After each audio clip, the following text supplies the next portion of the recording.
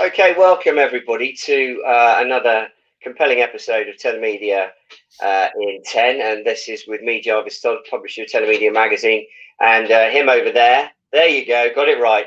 Our esteemed editor, Paul Skeldon. We've been locked in the Telemedia cupboard for the last 2 weeks, and as you probably know, I've been pumping out all kinds of interesting content to do with mobile payments, engagements, content, messaging, all those things that people are using to add value to their experiences on the telephones. And this is our opportunity to quickly whistle through a couple of highlights that we've picked out. So without further ado, hello there, Paul. Good to see you, mate. Hello, mate. How are you? Not too bad, not too bad. We're using some new systems here. We've got hopefully the sound's a bit better, and you can see us in all our glorious, glorious beauty, and that we're looking young and youthful and enthusiastic. So without further ado, Paul, mobile business messaging to reach 2.7 trillion globally in 2020, and this is driven by a surge in online retail.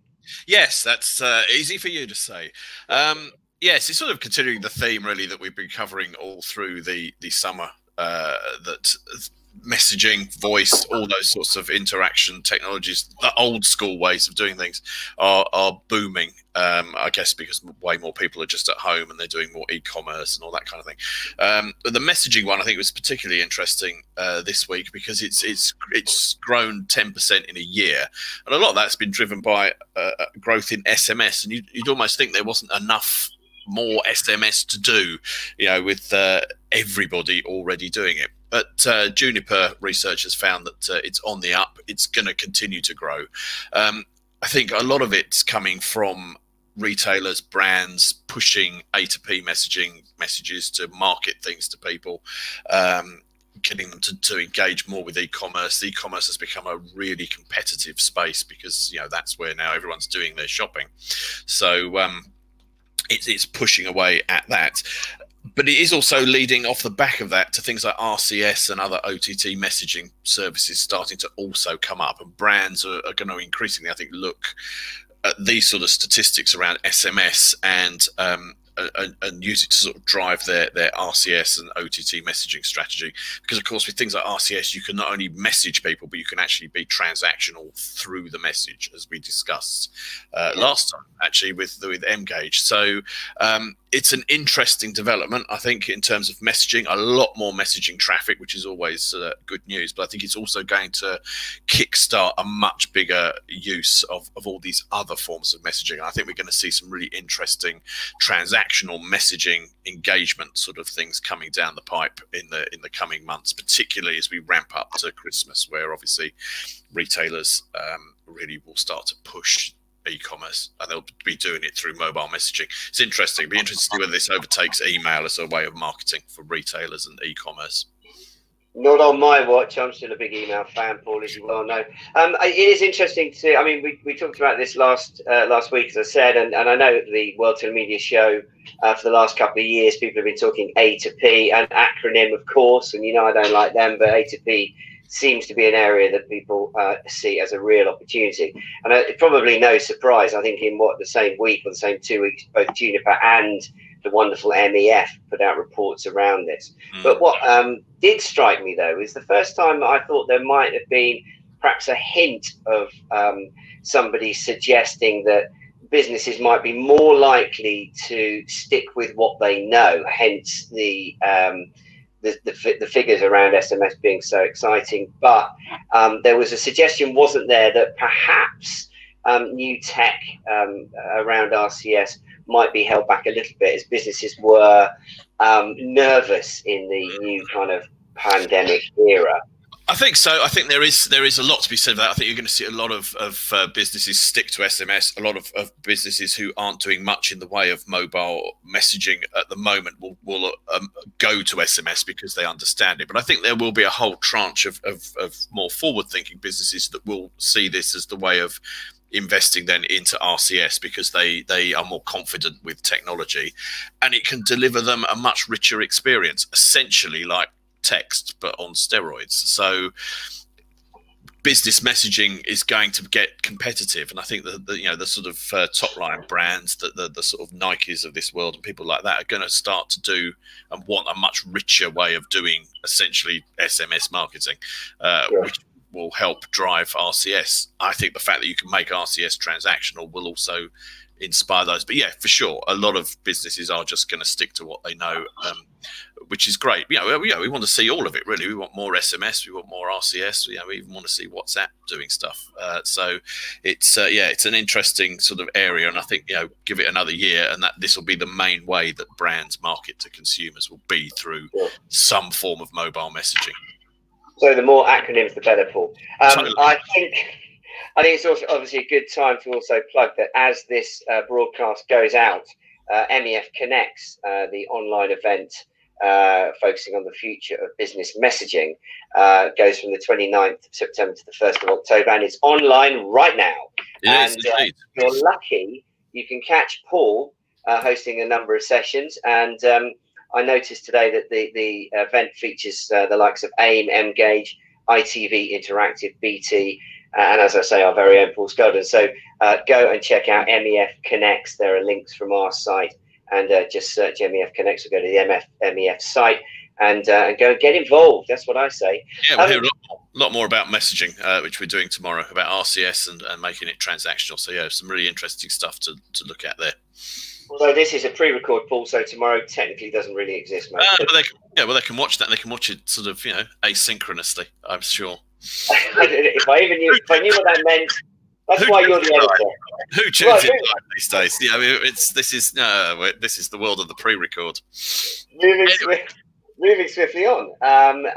Mobile ticketing transaction volume to grow 157% by 2022 as markets slowly recover from the pandemic.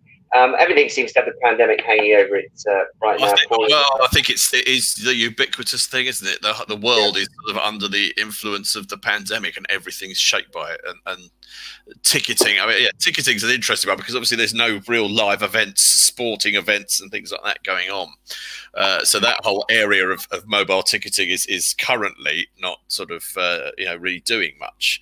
Though this research, again from Juniper Research, sort of suspects that will recover in 2022 thereabouts. But the thing is, it's starting to be seen now in ticketing for transport and things like that, because people don't want to touch machines and press buttons and all the rest of it, and it's like everything else. It's just kick-started the mobile way of doing stuff, and so mobile ticketing, particularly for transport, is going to be huge, and it's going to be huge sort of now rather than sort of in the future, and that will spill over then into events and other things once they all come back.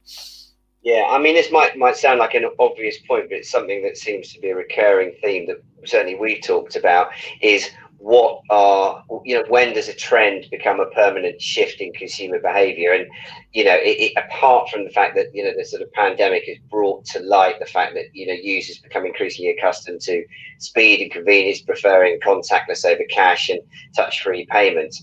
Once the pandemic has kind of brought that forward, when you look at the overall benefits of using mobile in the ticketing environment, there is no reason to go backwards. It is a better option, and so you'd have to assume that as an industry, that permanent shift is something that providers can really get their teeth into and see as being a vertical that they can confidently move forward in, and take advantage of what looks to be some really exciting numbers. And as you say, despite the fact that currently those live events and those applications are fewer and farther between, of course, you're still seeing ticketing related applications in all sorts of areas like venues and restaurants and numerous other applications. So I don't think that that's going to change, and I think that's going to be a major growth area for years to come, basically.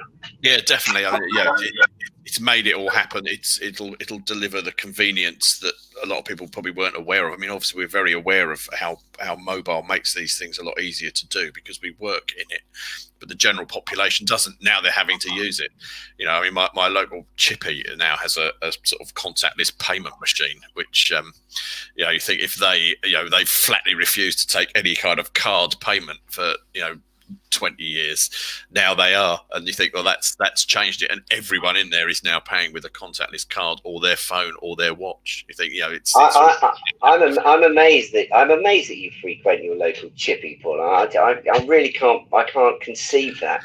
Well, you've got to support local business, haven't you? It's and they've soldiered on through the pandemic. I think I'll salute them. And you can't beat a nice fish supper on a Friday.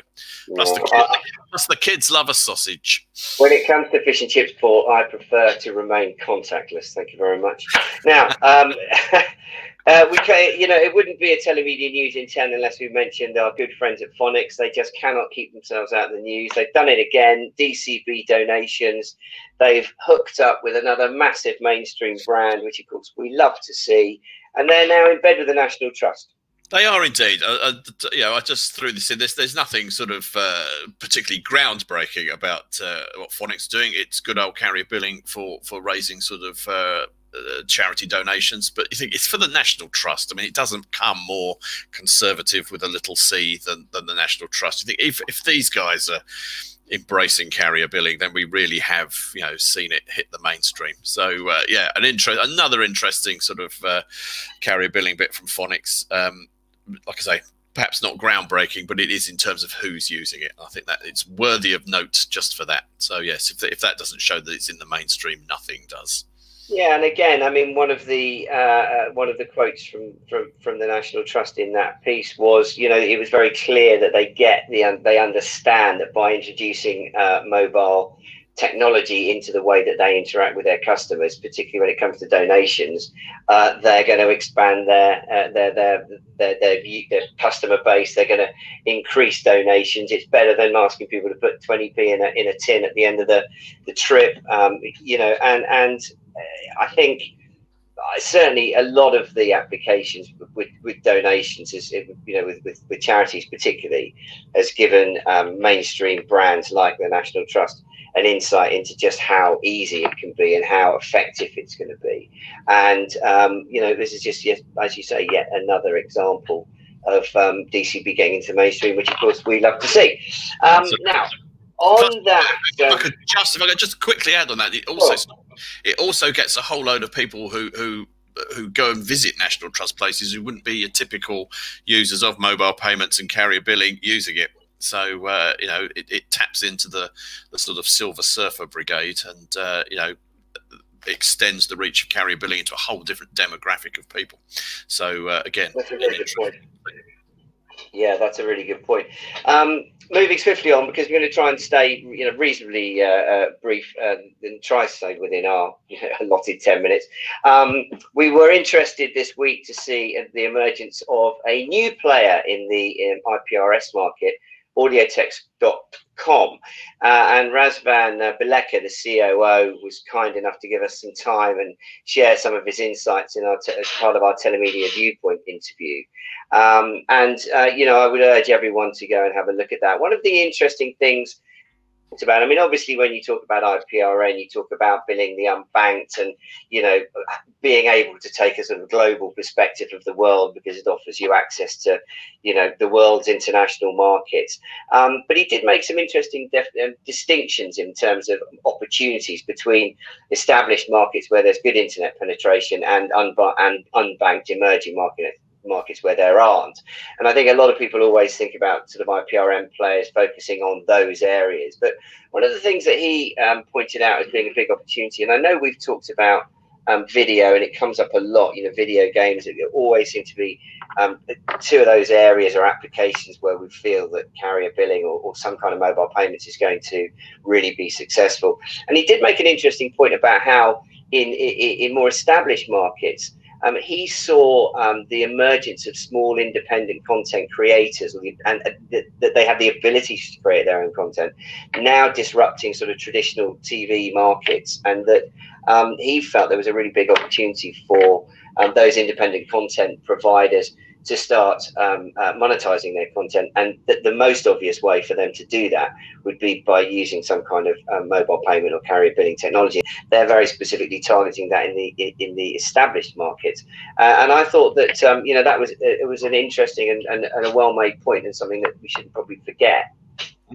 Oh no, absolutely. I mean, I think sort of what's interesting is that Razvan has come along and set up a sort of IPRN company. You'd think that that was a sort of well-covered market, but he's got some really interesting ideas. I mean, the technology behind how it works makes it really easy to use, and I think this is the key. He's targeting all these new entrants and offering sort of a way of monetizing, like you say, sort of content that would be traditionally in a much sort of different, hard to reach market, like TV content. I mean, we call it TV, it's sort of streamed video, but yeah, it's absolutely tapping into it.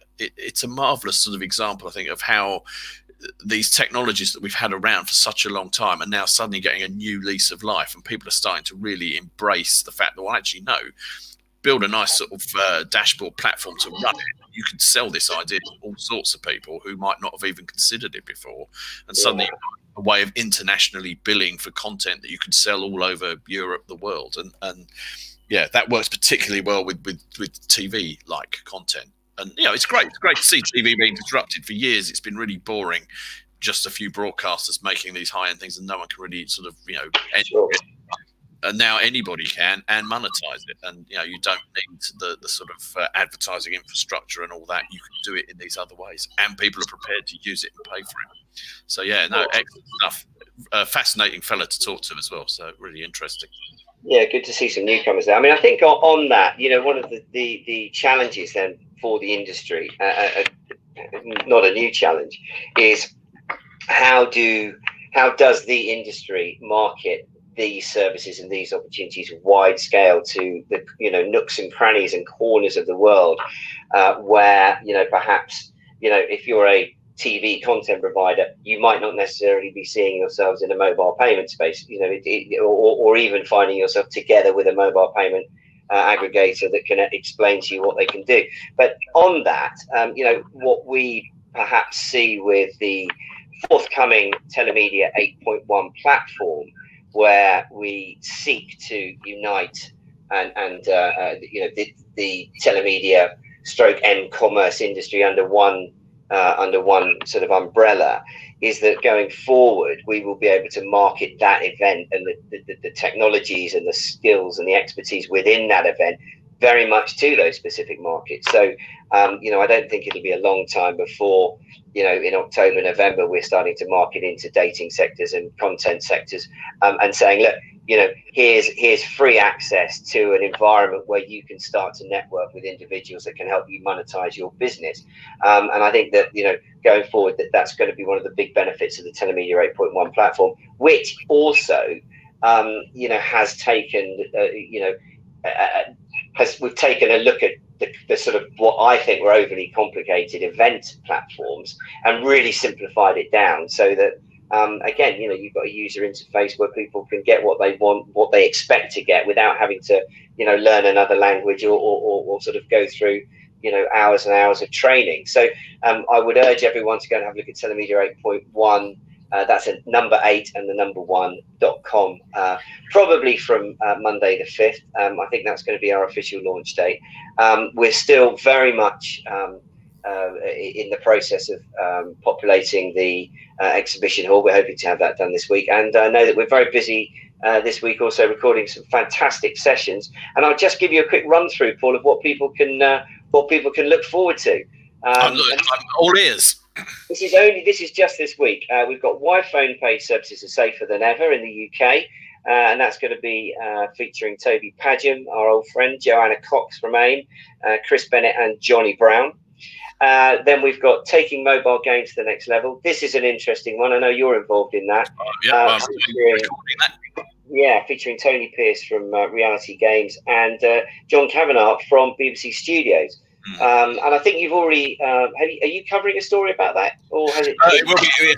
We've had to sort of cover it once we've recorded the session, so there'll be stuff on the site, the news site about this in the coming weeks. But yeah, it's all about Doctor Who and tokenized gaming. So yeah, I can't say any more than that at this stage. But it's so the National Trust and Doctor Who said we're not going mainstream. Absolutely, it doesn't get more mainstream. It really doesn't. And just to finish that off, I know, just to let you know, the other recordings that we're doing this week. Country update on Bahrain and Iraq. That is being part of the Impello country updates, and that features Kevin Drain from SLA Digital. And finally, we've got how to use moderation effectively / fraud detection with the help of machine learning, and that's with Anastasia Belus from New Media Services.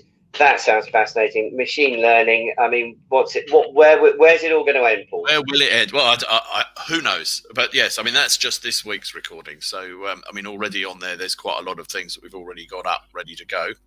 And there's many more in the pipeline. And I think that there's some very interesting things to come. And I think as the stories evolve that we talk about every fortnight, we'll see more and more content on there of people, you know, really discussing them in depth and showing you how to monetize them and make something of them. So yeah, great stuff. Really enjoying Telemedia 8.1 in the sneak preview that I've already had from the inside. But yeah, looking forward to it going live.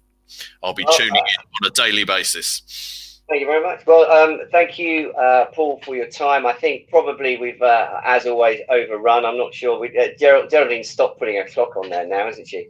We got to 10, and then it's good stuff. It's it's timeless. So, and please do send us emails and drop us a line if you've got stories or editorial. We're always very, very keen to hear from you. Please do go and sign up for telemedia8.1.com next week. That's as of the 5th of October. Do share this video with all of your friends and family and chums. And until next week, I'll speak to you soon, Paul. You will indeed. Take care, stay well, and I'm off for fish and chips. I don't blame you.